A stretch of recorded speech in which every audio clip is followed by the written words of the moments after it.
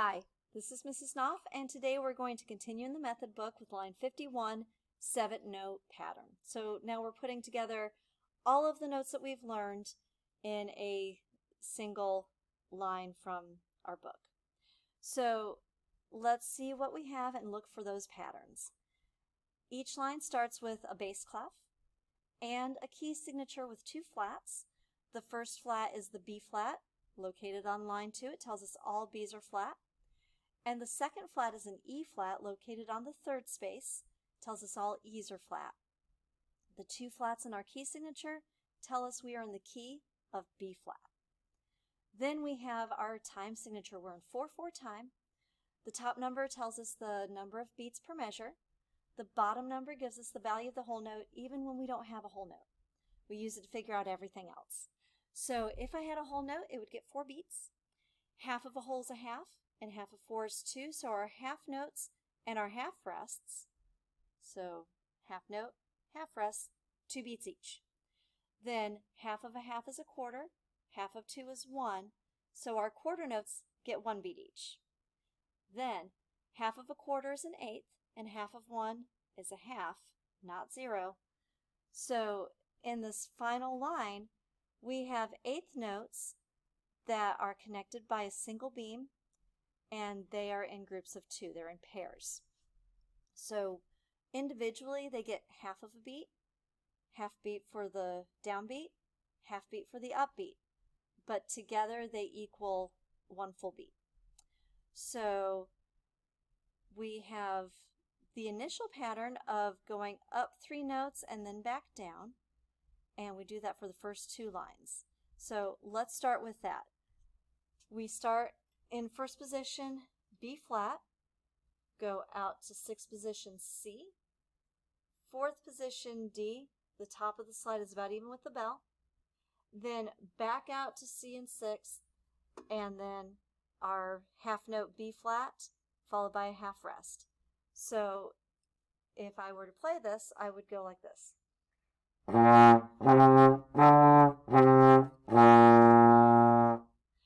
When we are holding on to that half note and we have a half rest, that's plenty of time to look ahead and see what comes next. It's the same pattern, but we start up a step. So we start on a C, 6th position. We go up to our D in 4th, so the top of the slide is about even with our bell.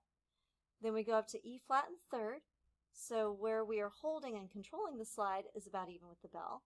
Then we come back down to D in 4th and C in 6th.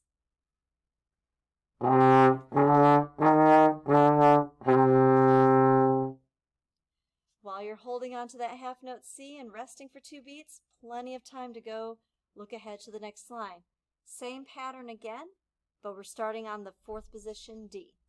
So D in 4th, up to E flat in 3rd, up to F in 1st, and then back down. E flat in 3rd, D in 4th.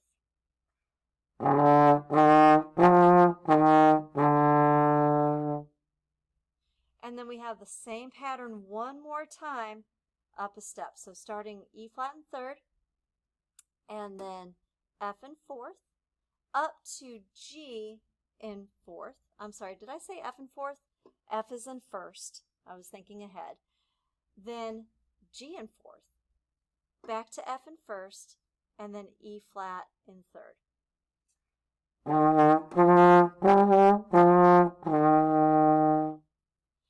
Then when we get to the bottom line, we are going to go all the way up our scale, starting from B flat up to G, and then we come back down all the way to the A and land on our half note B flat. So instead of playing it, I'm going to give you the position numbers. So we have 1, 1, 6, 4, 3, 1, 4, 1, 3, 4, 6, 1, 2, 1. And I did it that way to maybe get it in your head a little more easily what the positions are, so you can hear it and see it. Okay, so I'm going to start at the beginning. I hope you can play along with me. I have my metronome set to 80 beats per minute. Pretty slow, but I want to make sure you can get those eighth notes in the last line. So start each note with a t sound and move your slide at the same time that you tongue. Here we go. 1, 2, ready.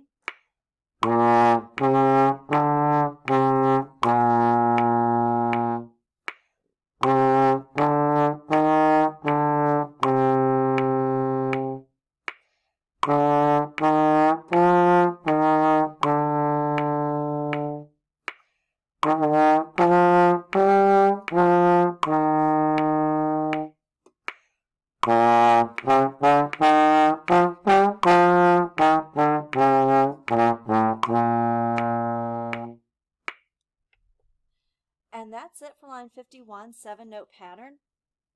Now, I know that last line sounds like it goes a lot faster, and it's just because of the eighth notes that are involved. So if you need to work out the last line more slowly, that's fine. And then put it back together when you're more comfortable. Work on the hard things so that they are no longer as hard. All right, get out of your comfort zone. I hope this has been helpful, and we'll see you next time.